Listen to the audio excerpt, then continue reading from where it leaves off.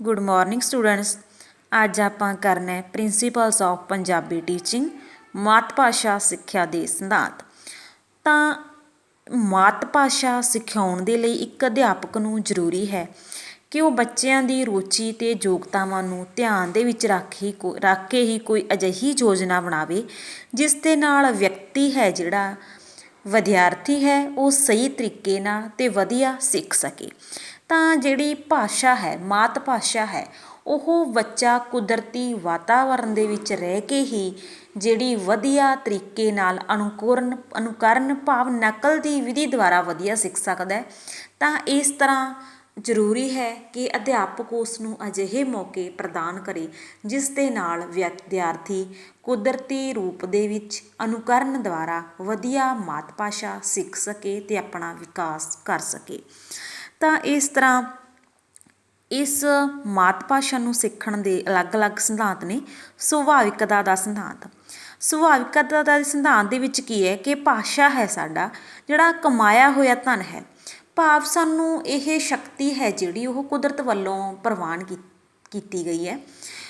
ਤਾਂ ਉਸ ਜੇਕਰ ਸਾਨੂੰ ਬੋਲਣ ਦੀ ਕਲਾ ਕੁਦਰਤ ਦੁਆਰਾ ਪ੍ਰਾਪਤ ਨਾ ਹੁੰਦੀ ਤਾਂ ਅਸੀਂ ਭਾਸ਼ਾ ਸਿੱਖ ਨਹੀਂ ਸਕਦੇ ਸੀ। ਤਾਂ ਇਸ ਤਰ੍ਹਾਂ ਇੱਕ ਸੁਭਾਵਿਕ ਜਿਹੀ ਗੱਲ ਹੈ ਕਿ ਇੱਕ ਬੱਚਾ ਹੈ ਜਿਹੜਾ ਉਹ ਵਾਤਾਵਰਨ ਦੇ ਵਿੱਚ ਰਹਿ ਕੇ ਸੁਭਾਵਿਕ ਹੀ ਬੋਲਣਾ ਸਿੱਖ ਜਾਂਦਾ ਹੈ। ਤਾਂ ਇਹ ਉਸ ਦੀ ਮਾਤ ਭਾਸ਼ਾ ਹੁੰਦੀ ਹੈ ਜਿਹੜਾ ਵਿਅਕਤੀ ਸਿੱਖਦਾ ਹੈ। ਤਾਂ ਉਸ ਤਰ੍ਹਾਂ ਅੱਗੇ ਹੈਗਾ ਸਿਧਾਂਤ। ਤਾਂ ਇਸ ਤਰ੍ਹਾਂ ਭਾਸ਼ਾ ਦੇ ਦੋ ਰੂਪ ਨੇ, ਲਿਖਤੀ ਅਤੇ ਮੌਖਿਕ। ਤਾਂ ਸਭ ਤੋਂ ਪਹਿਲਾਂ ਜਿਹੜੀ ਭਾਸ਼ਾ ਦਾ ਵਿਕਾਸ ਹੁੰਦਾ ਹੈ ਉਹ ਹੁੰਦੀ ਹੈ ਮੌਖਿਕ ਭਾਸ਼ਾ, ਕਿ ਵਿਦਿਆਰਥੀ ਹੈ ਜਿਹੜਾ ਪਹਿਲਾਂ ਉਚਾਰ ਕਰਨ ਸਿੱਖਦਾ ਹੈ ਅਤੇ ਉਸ ਤੋਂ ਬਾਅਦ ਹੀ ਉਸ ਦੀ ਭਾਸ਼ਾ ਹੈ ਜਿਹੜੀ ਉਹ ਲਿਖਤੀ ਰੂਪ ਲੈਂਦੀ ਹੈ। ਯਤਨ ਦਾ ਸਿਧਾਂਤ। ਯਤਨ ਦੇ ਸਿਧਾਂਤ ਦੇ ਵਿੱਚ ਕੀ ਹੈ ਕਿ ਵਿਦਿਆਰਥੀ ਹੈ ਜਿਹੜਾ ਉਹ ਮਾਤ ਭਾਸ਼ਾ ਸਿੱਖਣ ਦੇ ਯਤਨ ਕਰਦਾ ਹੈ ਅਤੇ ਤਾਂ ਹੀ ਉਹ ਮਾਤ ਭਾਸ਼ਾ ਨੂੰ ਸਹੀ ਅਰਥਾਂ ਦੇ ਵਿੱਚ ਸਿੱਖ ਸਕਦਾ ਹੈ। ਰੁਚੀ ਦਾ ਸਿਧਾਂਤ।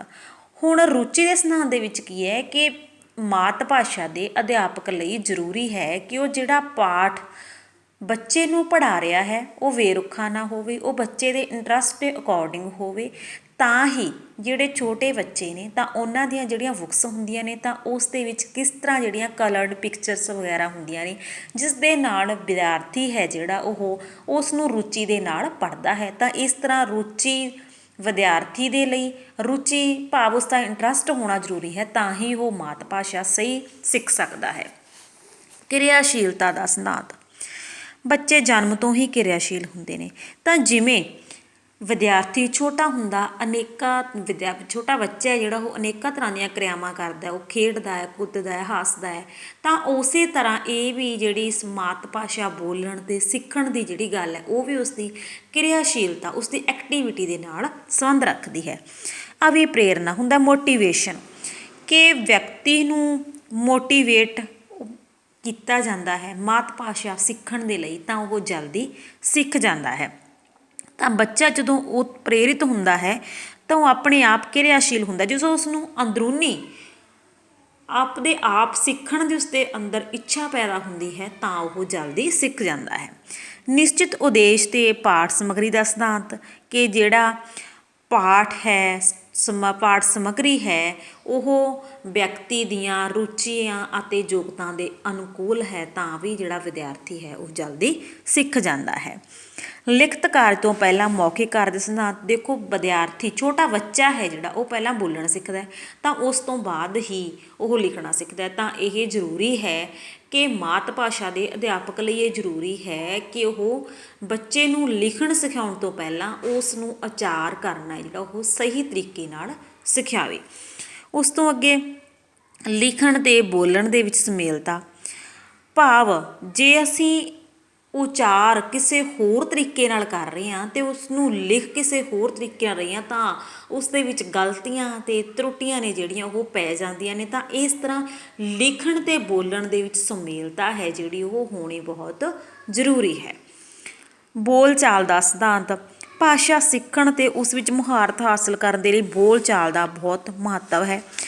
ਵਿਦਿਆਰਥੀ ਨੂੰ ਬੋਲਣ ਦੇ ਵੱਧ ਤੋਂ ਵੱਧ ਮੌਕੇ ਦੇਣੇ ਚਾਹੀਦੇ ਹਨ ਤਾਂ ਹੀ ਉਹ ਵਧੀਆ ਸਿੱਖ ਸਕਦਾ ਹੈ। ਜੀਵਨ ਨਾਲ ਸੰਬੰਧਤਾ ਦਾ ਸਿਧਾਂਤ ਹਰੇਕ ਪੱਧਰ ਉੱਤੇ ਬੱਚਿਆਂ ਦਾ ਇੱਕ ਵੱਖਰਾ ਸੰਸਾਰ ਹੁੰਦਾ ਹੈ ਅਤੇ ਜਿਵੇਂ ਜਿਵੇਂ ਉਹ ਵੱਡੇ ਹੁੰਦੇ ਨੇ ਉਵੇਂ ਹੀ ਉਹ ਆਪਣੇ ਢੰਗ ਨਾਲ ਇੱਕ ਨਵੇਂ ਸੰਸਾਰ ਦੀ ਕਲਪਨਾ ਕਰਦੇ ਨੇ। ਤਾਂ ਮਨੋਵਿਗਿਆਨੀਆਂ ਦਾ ਇਹ ਕਹਿਣਾ ਹੈ ਕਿ ਬੱਚੇ ਉਹਨਾਂ ਵਿਸ਼ਿਆਂ ਅਤੇ ਕਿਰਿਆਵਾਂ ਦੇ ਵਿੱਚ ਵਧੇਰੇ ਰੁਚੀ ਲੈਂਦੇ ਨੇ ਜਿਹੜੇ ਉਹਨਾਂ ਦੇ ਅਸਲੀ ਜੀਵਨ ਦੇ ਨਾਲ, ਅਸਲੀ ਜ਼ਿੰਦਗੀ ਜਿਉਣ ਦੇ ਨਾਲ ਸੰਬੰਧ ਰੱਖਦੇ ਨੇ। ਵਾਲ ਕੇਂਦਰਿਤ ਦਾ ਸਿਧਾਂਤ, ਤਾਂ ਆਪਣੀ ਜਿਹੜੀ ਸਿੱਖਿਆ ਹੈ ਉਸ ਦਾ ਸ਼ੁਰੂ ਤੋਂ ਹੀ ਇਹ ਇੱਕ ਉਦੇਸ਼ ਰਿਹਾ ਹੈ ਕਿ ਸਿੱਖਿਆ ਹੈ ਜਿਹੜੀ ਉਹ ਵਾਲ ਕੇਂਦਰਿਤ ਹੋਵੇ। ਤਾਂ ਵਾਲ ਕੇਂਦਰਿਤ ਜੇਕਰ ਸਿੱਖਿਆ ਹੋਵੇਗੀ ਤਾਂ ਉਹ ਵਿਦਿਆਰਥੀ ਦੇ ਅਨੁਕੂਲ ਹੀ ਹੋਵੇਗੀ। ਤਾਂ ਅਜਿਹੇ ਮਾਹੌਲ ਦੇ ਵਿੱਚ ਵਿਦਿਆਰਥੀ ਹੈ ਜਿਹੜਾ ਉਹ ਜਲਦੀ ਸਿੱਖੇਗਾ। ਅਨੁਕਰਨ ਦਾ ਸਿਧਾਂਤ, ਅਨੁਕਰਨ ਕੀ ਹੈ? ਨਕਲ ਦਾ ਸਿਧਾਂਤ, ਕਿ ਜਿਹੜੀ ਭਾਸ਼ਾ ਹੈ ਉਹ ਬੱਚਾ ਛੋਟੀ ਉਮਰ ਦੇ ਵਿੱਚ ਹੀ ਜਨਮ ਤੋਂ ਬਾਅਦ ਆਪਣੇ ਮਾਤਾ ਪਿਤਾ ਜਾਂ ਆਪਣੇ ਘਰ ਦੇ ਮਾਹੌਲ ਦੇ ਵਿੱਚ ਉਹ ਅਨੁਕਰਨ ਵਿਧੀ ਦੁਆਰਾ ਕਿ ਇਹ ਕਿਸ ਤਰ੍ਹਾਂ ਬੋਲਦੇ ਨੇ ਜਾਂ ਆਪਾਂ ਉਹਨਾਂ ਨੂੰ ਬੋਲਣਾ ਸਿਖਾਉਂਦੇ ਹਾਂ ਕਿ ਤੁਸੀਂ ਇਹ ਸ਼ਬਦ ਕਿਵੇਂ ਬੋਲਣਾ ਹੈ। ਤਾਂ ਇਹ ਹੋ ਗਿਆ ਅਨੁਕਰਨ ਦਾ ਸਿਧਾਂਤ। ਅਭਿਆਸ, ਅਭਿਆਸ ਕੀ ਹੈ? ਤਾਂ ਕਿ ਬੋਲਣ ਦਾ ਅਭਿਆਸ ਕਰਨਾ। ਜੇਕਰ ਕਿਤੇ ਗਲਤੀ ਰਹਿੰਦੀ ਹੈ ਤਾਂ ਉਸ ਨੂੰ ਵਾਰ-ਵਾਰ ਬੋਲ ਕੇ ਦੇਖੋ, ਉਸ ਨੂੰ ਵਾਰ-ਵਾਰ ਲਿਖ ਕੇ ਦੇਖੋ, ਤਾਂ ਇੱਕ ਅਭਿਆਸ ਕਰਕੇ ਦੇਖੋ, ਪ੍ਰੈਕਟੀਕਲ ਕਰਕੇ ਦੇਖੋ, ਤਾਂ ਹੀ ਜਿਹੜਾ ਵਿਦਿਆਰਥੀ ਹੈ ਉਹ ਜਲਦੀ ਸਿੱਖ ਸਕੇਗਾ। ਤਾਂ ਉਸ ਤੋਂ ਅੱਗੇ ਆ ਗਿਆ ਵਿਅਕਤੀਗਤ ਭਿੰਨਤਾ, ਕਿ ਹਰ ਇੱਕ ਵਿਅਕਤੀ ਦੀ ਜਿਹੜੀ ਯੋਗਤਾ, ਉਸ ਦੀ ਜਿਹੜੀ ਮਾਨਸਿਕਤਾ ਹੁੰਦੀ ਹੈ, ਬੌਧਿਕ ਵਿਕਾਸ ਹੁੰਦਾ ਹੈ, ਉਹ ਅਲੱਗ-ਅਲੱਗ ਹੁੰਦਾ ਹੈ। ਤਾਂ ਇਸ ਤਰ੍ਹਾਂ ਵਿਦਿਆਰਥੀ ਦੀ ਰੁਚੀ ਦੇ ਅਨੁਸਾਰ ਜਾਂ ਉਹ ਕਿਸ ਤਰ੍ਹਾਂ ਦੀ ਉਸਦੀ ਸਮਝ ਸ਼ਕਤੀ ਹੈ ਅਤੇ ਉਸ ਦੇ ਅਨੁਸਾਰ ਹੀ ਆਪਾਂ ਵਿਦਿਆਰਥੀ ਨੂੰ ਸਿਖਾ ਸਕਦੇ ਹਾਂ। ਕਿ ਕਲਾਸ ਦੇ ਵਿੱਚ ਕਈ ਵਿਦਿਆਰਥੀ ਅਜਿਹੇ ਹੁੰਦੇ ਨੇ ਜਿਹੜੇ ਇੱਕ ਵਾਰ ਆਪਣੇ ਸਮਝਾਏ ਤੋਂ ਗੱਲ ਨੂੰ ਕੈਚ ਕਰ ਲੈਂਦੇ ਨੇ, ਸਮਝ ਲੈਂਦੇ ਨੇ। ਪਰ ਕਈ ਵਿਦਿਆਰਥੀ ਅਜਿਹੇ ਹੁੰਦੇ ਨੇ ਕਿ ਉਹਨਾਂ ਨੂੰ ਇੱਕ ਚੀਜ਼ ਵਾਰ-ਵਾਰ ਸਮਝਾਉਣੀ ਪੈਂਦੀ ਹੈ ਜਾਂ ਦੱਸਣੀ ਪੈਂਦੀ ਹੈ। ਤਾਂ ਇਸ ਤਰ੍ਹਾਂ ਇੱਕ ਮਾਤ ਭਾਸ਼ਾ ਦੇ ਅਧਿਆਪਕ ਦਾ ਇੱਕ ਫਰਜ਼ ਬਣਦਾ ਹੈ ਕਿ ਉਹ ਵਿਅਕਤੀਗਤ ਭਿੰਨਤਾ ਨੂੰ ਧਿਆਨ ਵਿੱਚ ਰੱਖਦੇ ਹੋਏ ਬੱਚਿਆਂ ਨੂੰ ਸਿੱਖਿਆ ਜਿਹੜੀ ਉਹ ਪ੍ਰਦਾਨ ਕਰੇ। ਉਸ ਤੋਂ ਅੱਗੇ ਆ ਗਿਆ ਚੋਣ ਦਾ ਸਿਧਾਂਤ। ਤਾਂ ਚੋਣ ਦੇ ਸਿਧਾਂਤ ਦੇ ਵਿੱਚ ਕੀ ਹੈ ਕਿ ਇਹ ਸਾਰੇ ਉਦੇਸ਼ਾਂ ਅਤੇ ਵਿਹਾਰ ਪਰਿਵਰਤਨ ਨੂੰ ਇੱਕੋ ਸਮੇਂ ਇਕੱਠੇ ਲੈ ਕੇ ਸਿੱਖਿਆ ਨਹੀਂ ਦਿੱਤੀ ਜਾਂਦੀ। ਤਾਂ ਇਹਨਾਂ ਵਿੱਚੋਂ ਕਿਹੜਾ ਉਦੇਸ਼ ਕਦੋਂ ਲਿਆ ਜਾਂਦਾ? ਸਿੱਖਣ ਦੇ ਅਲੱਗ-ਅਲੱਗ ਉਦੇਸ਼ ਹੋ ਸਕਦੇ ਨੇ, ਪਰ ਉਹਨਾਂ ਦੇ ਵਿੱਚੋਂ ਚੋਣ ਕਰਨੀ ਕਿ ਕਿਹੜਾ ਉਦੇਸ਼ ਕਿਸ ਤਰ੍ਹਾਂ ਦੀ ਸਿੱਖਿਆ ਜਿਹੜੀ ਪਹਿਲਾਂ ਪ੍ਰਦਾਨ ਕਰਨੀ ਹੈ। ਅਤੇ ਉਸ ਤੋਂ ਅੱਗੇ ਆ ਗਿਆ ਸਿੱਖਿਆ ਸੂਤਰਾਂ ਦੇ ਪ੍ਰਯੋਗ ਦਾ ਸਿਧਾਂਤ। ਸਿੱਖਿਆ ਸੂਤਰਾਂ ਦੇ ਪ੍ਰਯੋਗ ਦੇ ਵਿੱਚ ਕੀ ਹੈ ਕਿ ਪਹਿਲਾਂ ਵਿਦਿਆਰਥੀ ਜੋ ਜਾਣਦਾ ਹੈ ਉਸ ਤੋਂ ਬਾਅਦ ਉਸਨੂੰ ਅਣਜਾਣ ਵੱਲ ਲੈ ਕੇ ਜਾਓ। ਪਹਿਲਾਂ ਉਸਨੂੰ ਸੌਖਾ ਕੰਮ ਸਿਖਾਓ, ਫਿਰ ਉਸ ਤੋਂ ਬਾਅਦ ਉਹਨੂੰ ਔਖਾ ਸਿਖਾਓ। ਪੂਰਨ ਤੋਂ ਅੰਸ਼ ਵੱਲ, ਪਹਿਲਾਂ ਉਸਨੂੰ ਉਸ ਚੀਜ਼ ਬਾਰੇ ਪੂਰਾ ਗਿਆਨ ਦਿਓ, ਫਿਰ ਥੋੜ੍ਹਾ ਥੋੜ੍ਹਾ ਉਸ ਦੇ ਪਾਰਟ ਬਾਰੇ ਦੱਸੋ। ਤਾਂ ਇਸ ਤਰ੍ਹਾਂ ਮੂਰਤ ਤੋਂ ਅਮੂਰਤ ਵੱਲ, ਭਾਵ ਪਹਿਲਾਂ ਉਸ ਦੇ ਮਨ ਦੇ ਵਿੱਚ ਜਿਹੜੇ ਮੂਰਤ ਵਿਚਾਰ ਦੇ ਬਾਰੇ ਉਸਨੂੰ ਦੱਸੋ, ਸਰਲ ਵਿਚਾਰ ਦੱਸੋ, ਅਤੇ ਉਸ ਤੋਂ ਬਾਅਦ ਉਸਨੂੰ ਉਦਾਹਰਨਾਂ ਸਾਹਿਤ ਜਿਹੜੇ ਗੁੰਝਲਦਾਰ ਵਿਚਾਰ ਨੇ ਉਹਨਾਂ ਬਾਰੇ ਦੱਸੋ।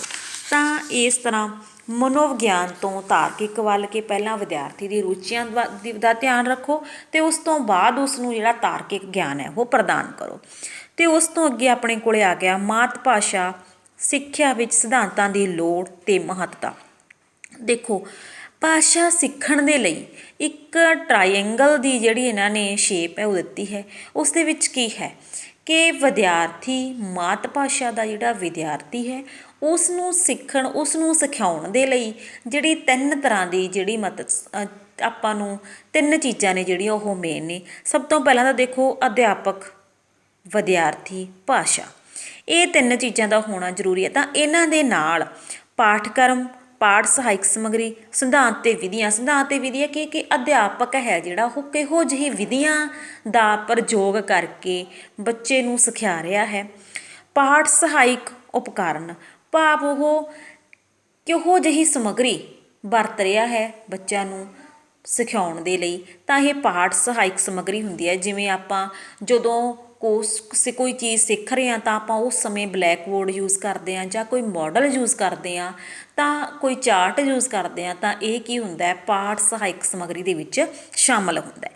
ਤਾਂ ਇਸ ਤਰ੍ਹਾਂ ਜੇਕਰ ਅਧਿਆਪਕ ਵਿਦਿਆਰਥੀ ਨੂੰ ਅਜਿਹੀ ਸਿੱਖਿਆ ਪ੍ਰਦਾਨ ਕਰੇ ਤਾਂ ਵਿਦਿਆਰਥੀ ਹੈ ਜਿਹੜਾ ਉਹ ਜਲਦੀ ਸਿੱਖ ਸਕਦਾ ਹੈ। ਤਾਂ ਇਸ ਦੇ ਲਈ ਜ਼ਰੂਰੀ ਹੈ ਕਿ ਉਸ ਅਧਿਆਪਕ ਨੂੰ ਭਾਸ਼ਾ ਬਾਰੇ ਚੰਗਾ ਗਿਆਨ ਹੈ ਜਿਹੜਾ ਉਹ ਹੋਣਾ ਬਹੁਤ ਜ਼ਰੂਰੀ ਹੈ। Thank you.